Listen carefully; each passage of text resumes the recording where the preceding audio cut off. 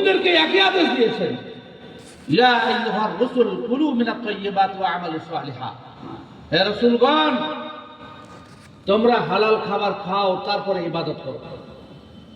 কারণ হারাম খেয়ে যে মুখ, যে জিহ্বা আল্লাহর জিকিরে ব্যস্ত হবে, সেই জিহ্বা হারাম খেয়েছে, সেখানে আল্লাহকে ভালো করে আপনি ডাকতে পারবেন না।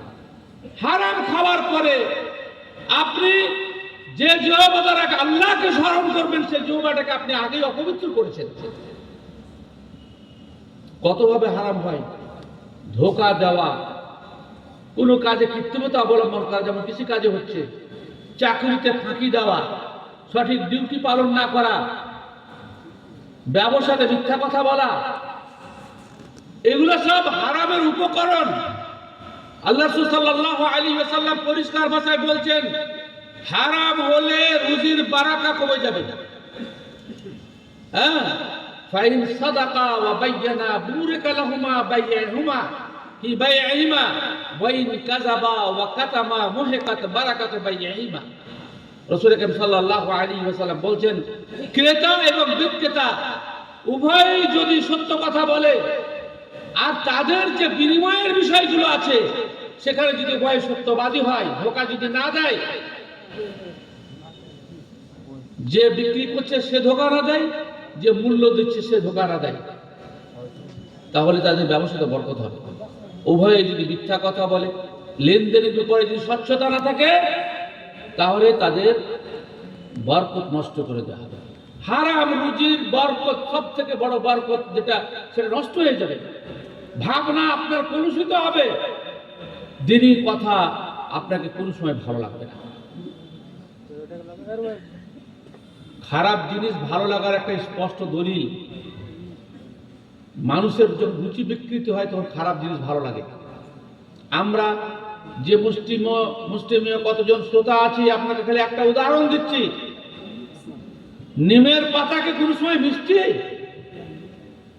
নিমের পাতা কোনো সময় তো মিষ্টি হয় না, অথেতই নিমকে লোক তেতো হিসাবে জানে। অথচ যে মানুষকে সাপে কামড় দিয়েছে আর শরীর বিষে আক্রান্ত হয়েছে, তো তার বিষ পরীক্ষা করার জন্য আমাদের পাড়া গ্রামে নিমের পাতা ওকে চেবাতে দেয়। চেবাব যদি মিষ্টি লাগছে, তারপর বিষ লেগে গেছে, তার মানে জ্বরের সময় ভাত তেতো লাগে, তার মানে স্বাভাবিক অবস্থায় সে নেই। একজন মুমিন অস্বাভাবিক অবস্থায় যখন থাকে, তখনই তাকে অন্যায় জিনিস ভালো লাগে, খারাপ কাজ করতে ভালো লাগে, গান শুনতে ভালো লাগে। স্বাভাবিক অবস্থা হতে পারে না। যে নিজেকে ইমানদার দাবি করছে, অথচ শরীয়ত নির্দেশিত কাজে তার আনন্দ বেশি। কেন? অলরেডি ওকে সাপে কামড়ে দিয়েছে, ওর রুচি বিকৃত হয়ে গেছে, নষ্ট হয়ে গেছে, জিহ্বার স্বাদ নষ্ট হয়ে গেছে। সহিহ বুখারীতে একটা হাদিস এসেছে, আবু বকর রাদিয়াল্লাহু তাআলা আনহুর একটা কৃতদাস অনেক পরে কিছু খাবার নিয়ে এসে দিচ্ছেন আবু বকরকে।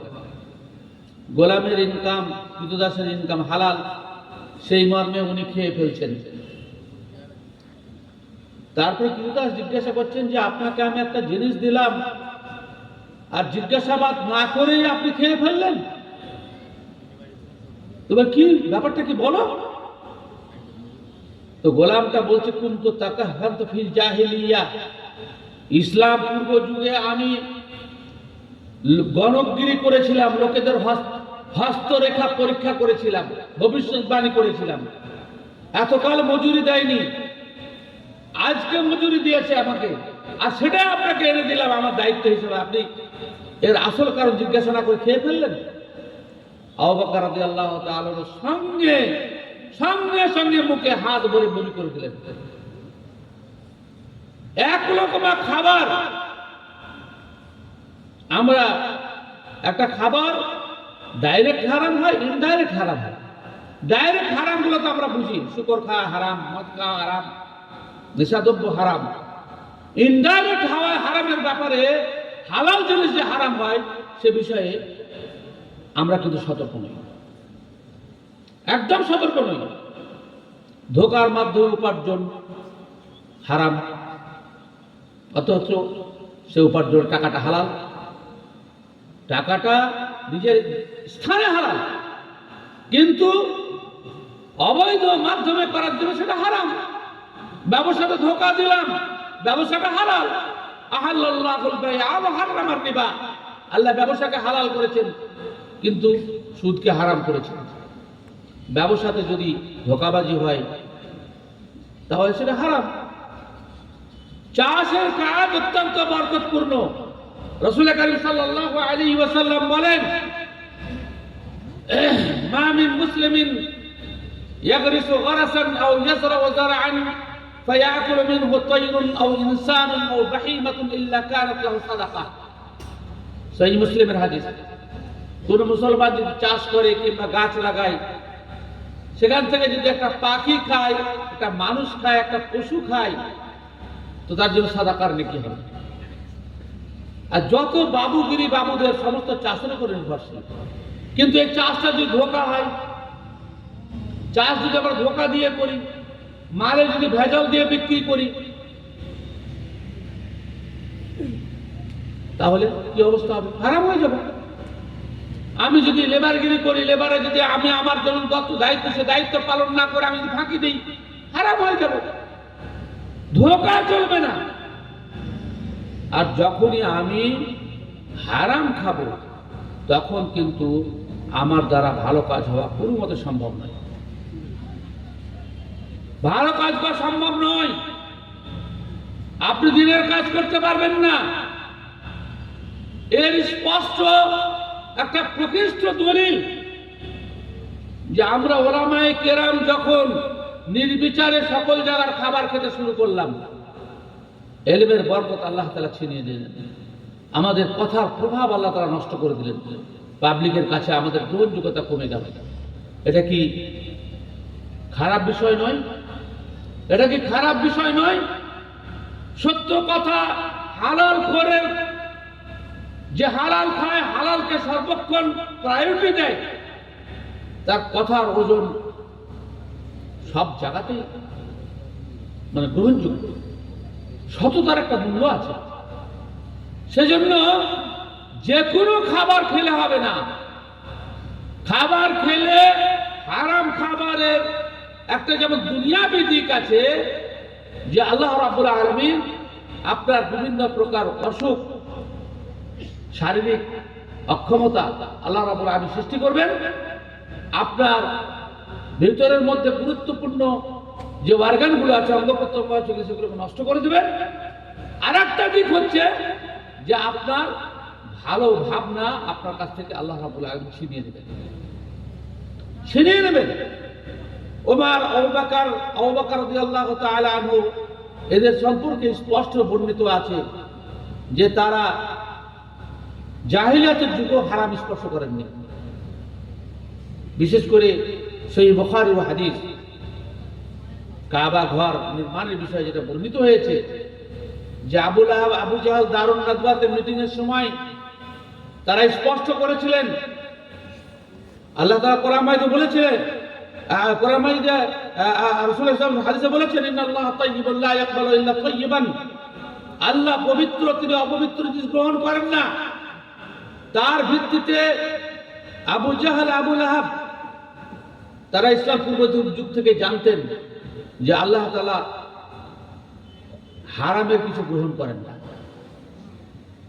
তারা ঘোষণা দিলেন, বন্যা বিধ্বস্ত কাবার পুনর্নির্মাণের জন্য অর্থ সংগ্রহের সময় তারা ঘোষণা দিলেন যে তোমাদের ভিন্নমুখী উপার্জন থাকতে পারে, কিন্তু আল্লাহর ঘর কাবা নির্মাণের জন্য হালাল অর্থ ছাড়া যেন অন্য কোনো অর্থ প্রদান না করে। তার ভিত্তিতে যে অর্থ সঞ্চিত হয়েছিল, আপনি জানেন যে কাবার যে চৌহদ্দি, সেটাকে কভার করে ওই অর্থে বিল্ডিং করা সম্ভব ছিল না। সেজন্য নির্দিষ্ট একটা অংশ বাদ দিয়ে কাবার পুনর্নির্মাণ হয়। আর যে অংশটা বাদ দেওয়া হয়, যারা হজ করতে গিয়ে দেখেছেন যে হাজারে আসওয়াদ থেকে বা রুকনে ইয়ামানি থেকে বাম সাইডে যে জায়গাটা পরিত্যক্ত অবস্থায় আছে সেটা হচ্ছে হাতিম। হাতিম শব্দের অর্থ হচ্ছে বিচ্ছিন্ন অংশ, কর্তৃত্ব অংশ, মূল ভূখণ্ড থেকে তাকে বাদ দেওয়া হয়েছে। হালাল টাকা সংগ্রহ হয়নি, সেজন্য ছোট করে করা হলো কাবা। রাসূল আকরাম সাল্লাল্লাহু আলাইহি ওয়াসাল্লামের যুগে অর্থের যখন সমাগম হলো, আল্লাহ রাসূল সাল্লাল্লাহু আলাইহি ওয়াসাল্লাম বলেছিলেন যে এই তাদের অর্থ কম ছিল, সেজন্য কাবাকে তার যে এলাকা চৌহদ্দি তাকে কভার করে তাদের পক্ষে বিল্ডিং করা সম্ভব হয়নি।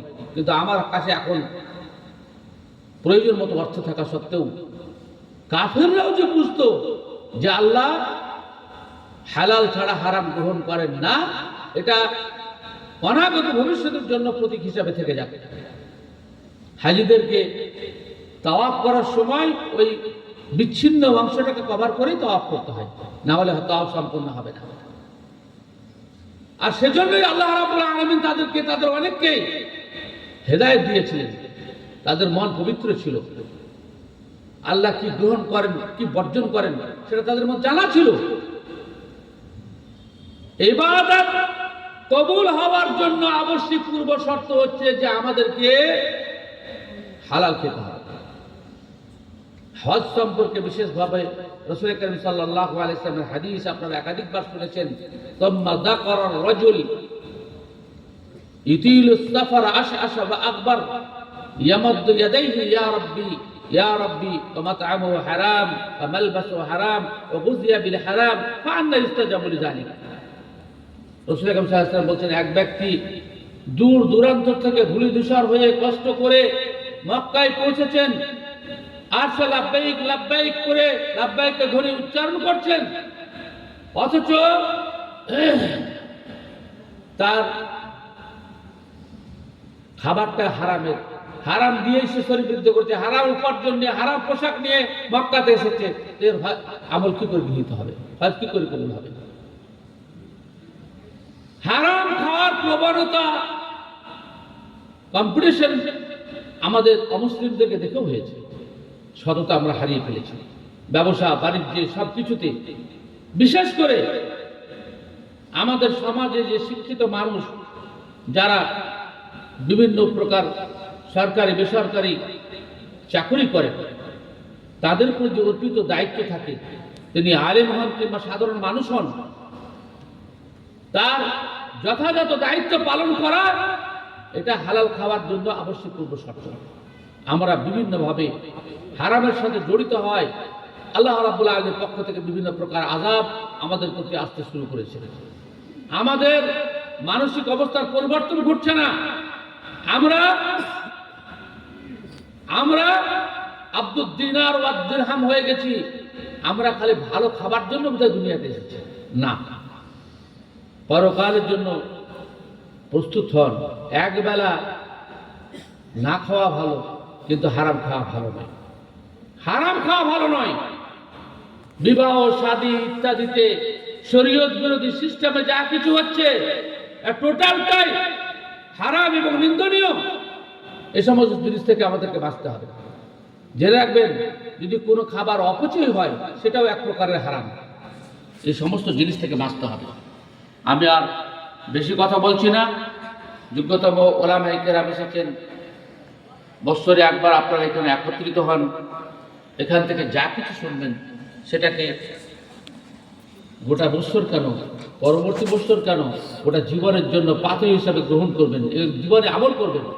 কারণ যত জানবেন তত বোঝা আপনার বেড়ে যাবে।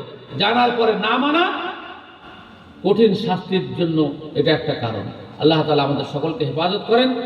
আর আমরা যেন প্রত্যেকটা খাবার আগে অবশ্যই নিশ্চিত হই যে আমি যে খাবার খাচ্ছি সেটা হালাল না হারাম, সেটা সন্দেহযুক্ত কিংবা সন্দেহযুক্ত নয়।